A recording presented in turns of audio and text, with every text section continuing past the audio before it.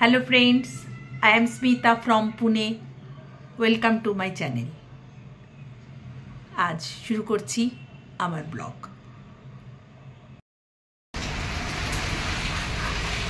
বলো আগে ইলিশ মাছটা কত করে দেবে? ঠিক করে বলো। না না একটু কম করো, 1500 টাকাটা অতিরিক্ত হচ্ছে। 50 টাকা কম দিয়ে কি হবে বলো? এত টাকা দিতে পারলে 50 টাকা দিতে পারবো না। বলো বলো কত কত দেবো, ঠিক করে বলো তো একটু। না না ইলিশ মাছটা ইয়ে করো, বলো কত দেবো। না ওই কাটো, এটা কাটো।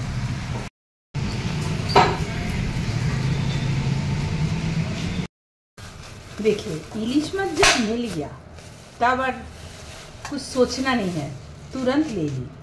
आप लोग देखा है इलिश मत जब मैंने ले रही थी, तो अभी ये देखिए ये इलिश मच अभी लेके आ गई।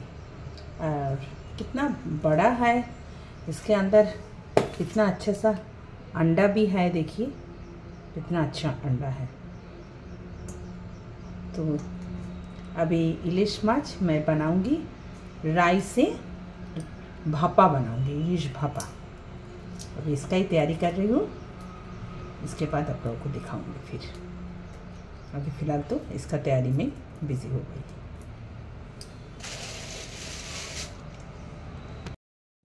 इसका जो ये मुंडी है इसको अब मैं रख दूंगी, कल देखती हूँ लौकी या कुछ मिले तो उसके साथ बनाऊंगी, इसलिए अभी फ़िलहाल ये रख देती हूँ फ्रिज में।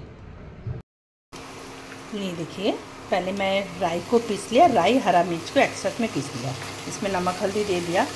ये थोड़ा मैं इसको, ये देखिए राई को और हरा मिर्च को एक साथ में पीस के मैं नमक हल्दी इसमें दे दिया। तो अभी थोड़ा हो गया ना, अभी इसमें मैं पानी डालूँगी। इसके बाद एक एक करके मैं फिश को दे दूँगी, देके एकदम कम करके रख दूँगी। ये देखिए तो पानी दे दिया।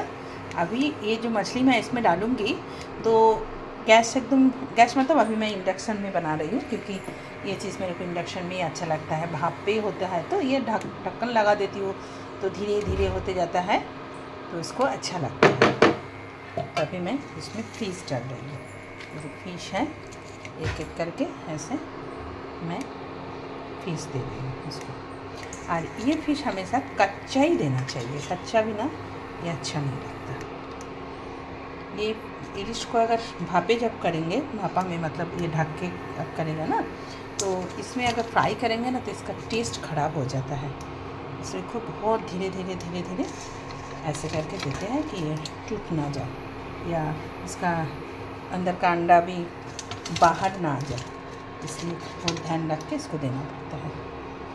तो ऐसे करके मैं दे रही हूँ बहुत ध्यान से। बस हो गया। अभी मैं ये कम करके ढक्कन लगा दूँगी इसके ऊपर।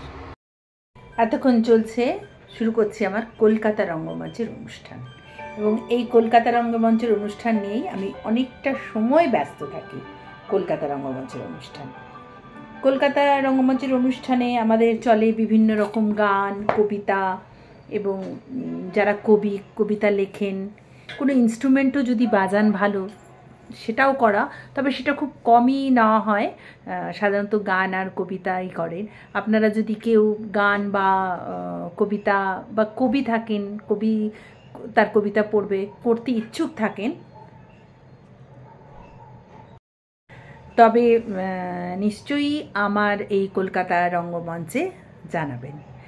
আমি এই কথাগুলো বাংলায় বলছি কারণ আমি বেশিরভাগ হিন্দিতেই বলি, যেহেতু আমি পুনেবাসী, আমার মানে নন বেঙ্গলি বন্ধুবান্ধবী বেশি। কিন্তু যেহেতু আমি অনুষ্ঠানটা করি বাংলায়, এবং সাহিত্য বাংলা কবিতা নিয়ে চর্চা করি, কাজেই কথাগুলো যার জন্য আমি বাংলায় বলছি। তাই অনুষ্ঠানটি এই জাস্ট শেষ করলাম আমি, তার সকাল থেকে এই নিয়ে একটু ব্যস্ত ছিলাম, অনুষ্ঠানটি এখন শেষ করলাম। কি নামে ডেকে বলবো তোমাকে মন্দ করেছে আমাকে ওই দুটি চোখে। কি নামে ডেকে বলবো তোমাকে মন্দ করেছে আমাকে ওই দুটি চোখে। আমি যে বাতাল হাওয়ারি মতো হয়ে যেতে যেতে পায়ে পায়ে গেছি জড়িয়ে।